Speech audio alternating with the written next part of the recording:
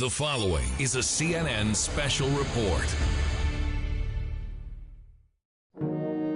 From harsh beginnings to the heights of power, Vladimir Putin has ruled Russia for over a decade.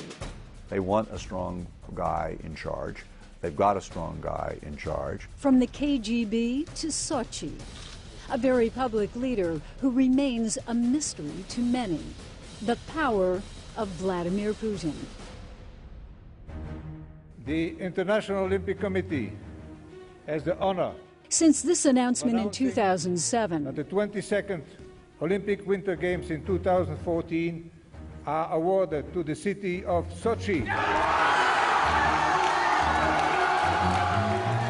Vladimir Putin has eagerly anticipated this moment. The Sochi 2014 Winter Olympics.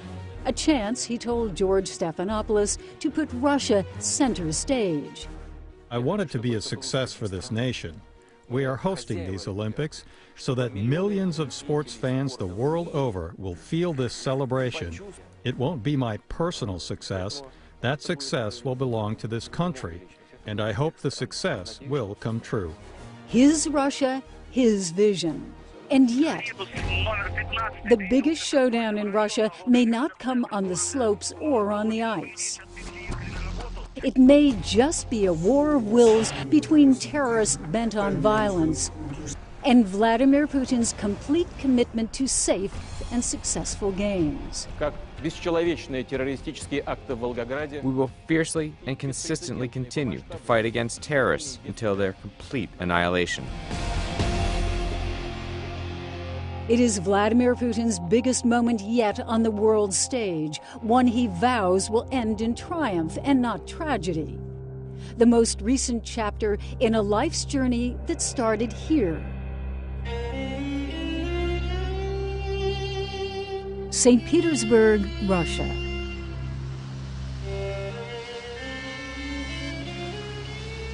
Tsar Peter the Great's window to the West. A city he created to pull Russia out of its medieval darkness.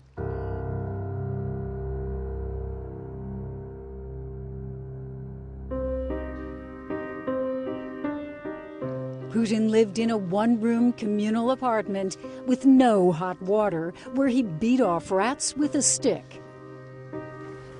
Now it's a tourist attraction. For Russians like this woman, it provides surprising insight into their president. It was a very ordinary person, very ordinary. And he wants to go up very much, very much. The city of Putin's youth was called Leningrad. In World War II, the Nazis tried to starve this city into submission, a blockade that lasted 900 days. Thousands of the dead were hauled off to this memorial cemetery and buried anonymously in mass graves. Amidst nearly 500,000 people buried could be the brother of Vladimir Putin. The president has revealed that his brother, who was just a little boy at the time, died during the war, but he has no idea where that grave may lie. And this was the first one. Strobe Talbot is an expert on Russia and has met with Putin several times. He learned as a child the brutality of life. And also because of what the city of Leningrad and the citizens of Leningrad went through during the war, what the enemies of Russia could do at their worst. And I think that has never left him. Putin was born in 1952. For him, it was a scrappy life, a thin boy, not very tall, who was constantly getting into trouble and always late for class. But this was his salvation. Mikhail Rakhlin is a judo master. His father, Anatoly, taught young Putin the sport. Judo has its own philosophy. It has power, technique, and tactical elements. Judo gave Putin focus, strength, and, says Strobe Talbot, the characteristic that most defines him. Discipline that he imposes on the people who work for him and on the country that he rules. Putin, a self-described hooligan, said the sport changed his life and taught him strategy. You wait the other guy out until it's hard for him. He steps back. You move forward. Then you win. As much as he loved judo, Putin loved spy movies like this one.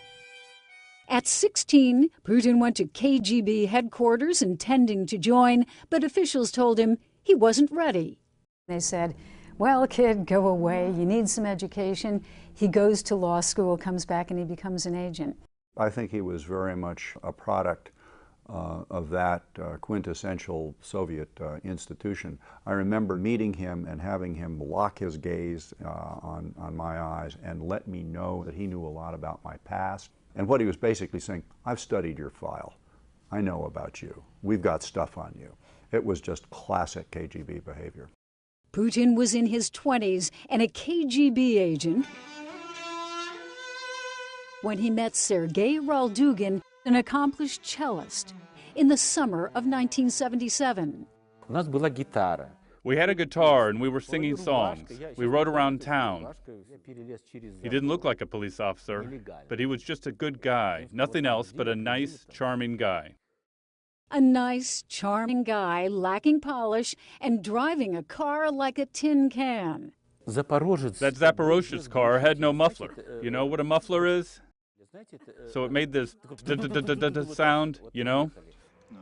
Putin's Zaporozhets wasn't sleek like this one from GoldenEye, and Putin was no James Bond. But he was plenty tough. One evening, a drunk student with a cigarette stopped Putin and asked for a light.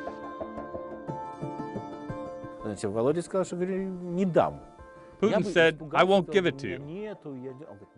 The student grabbed him, but the next moment I saw the guy's socks in the air. I don't know what technique he used. I just saw the guy's legs in the air. Somewhere under the brusque exterior was the discipline, the drive that would one day pluck him from obscurity and land him here. Coming up, the Iron Curtain collapses, and with it, all of Putin's plans.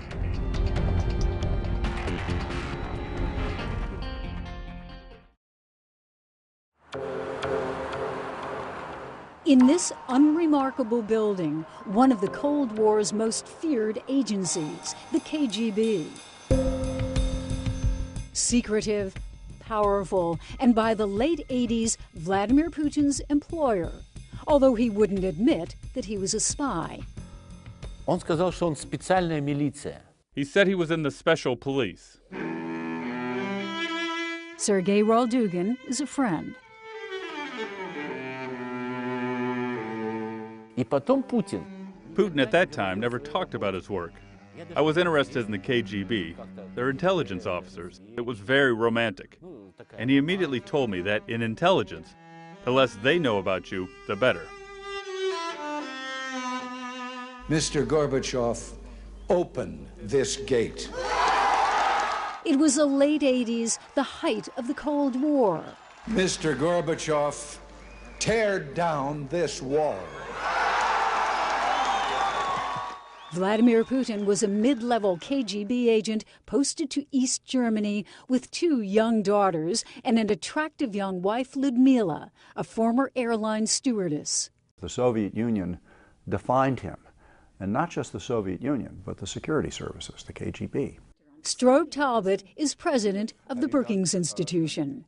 He was part of not just the machinery, but in some ways the most characteristic piece of machinery and the most powerful piece of machinery in the Soviet Union.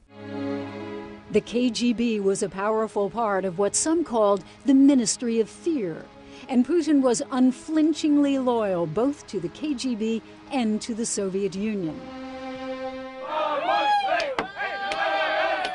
So when the Berlin Wall was suddenly torn down, a desperate Putin phoned Moscow for instructions. But Moscow was silent. And the story goes, he was shocked. It's as if, Moscow wasn't there. What was going on? Remember how surprised all of us were, kind of watching this structure that we thought was going to be with us for another generation at least, turned out to be so fragile, so vulnerable to internal pressures. That came as a great surprise to people like Putin, who were heavily invested in it. The Soviet system, and with it Putin's plans, were wobbling. In East Germany, Putin burned classified documents until the furnace exploded, then returned to the Soviet Union to chart a new course. I got the feeling the country no longer existed, he said. It had a disease without a cure, the paralysis of power.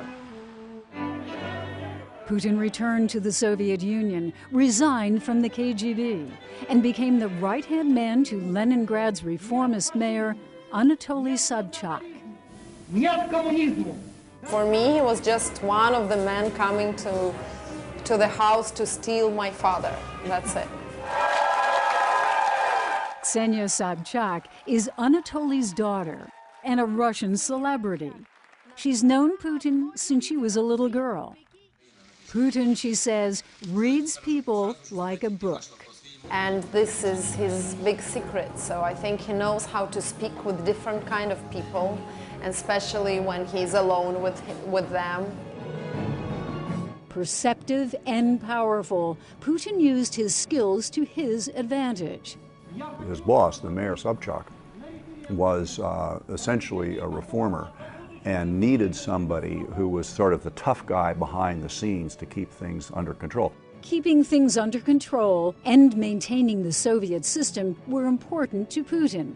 But on Christmas Day 1991, when Vladimir Putin was 39, the world changed forever. I terminate my activities as President of the USSR.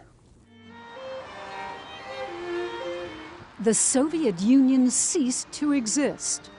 That system came crashing down because it depended on two things: the big lie and the iron fist. And the iron fist turned out to be not enough to keep it together. Leningrad became St. Petersburg again, and the reborn Russia emerged under this man, Boris Yeltsin. All Putin could do was keep his head down and work hard. Then, one day, the Kremlin noticed Putin's skills and called him to Moscow. He's had a very rapid rise through power in the bureaucracy. What explains that? I think it's a combination of genuine talent. He is not stupid by a long shot. He has clearly got a considerable intelligence, a lot of self-discipline, and he just knows how to play the system and to play personalities. Putin's meteoric rise through the ranks gave him increasing power and influence. He has also been someone whose goal has been to keep Russia in one piece and to elevate that Russia to a proper position in the world, which to him is bring Russia back into the top league of global players. In December 1999, Putin had his chance to take charge. I resign. I did everything I could. I do it not because of my health, but for many other reasons. Boris Yeltsin shocked the world by stepping down and naming the unknown Vladimir Putin as his political heir.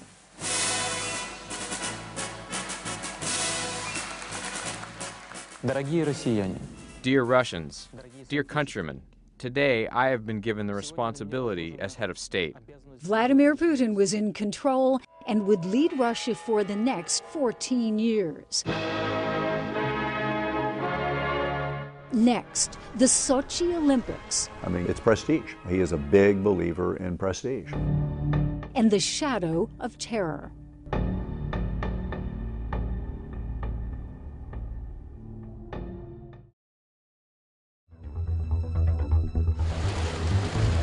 Fishing, tracking tigers, horseback riding, even hang gliding. Vladimir Putin presents himself as a symbol of Russian power and machismo. Strobe Talbot remembers a tour Putin gave him through the Kremlin's private quarters. He showed off two things. One, the gym with his weights. And then we passed another room and he said, that was where the clinic was. Oh. In other words, that was where my predecessor spent a lot of time. The gym is where I'm spending a lot of time. And it's more than just a virile image. He's long been rumored to be in a relationship with a woman half his age. The Kremlin denies any affair. Nonetheless, in 2013, Putin divorced his wife, Lyudmila. Newly single, he hit the slopes in January 2014, but this time it was not about his image. What is he trying to do with the Sochi Olympics? What's the message to the world? Russia is a great country. Russia is a modern country.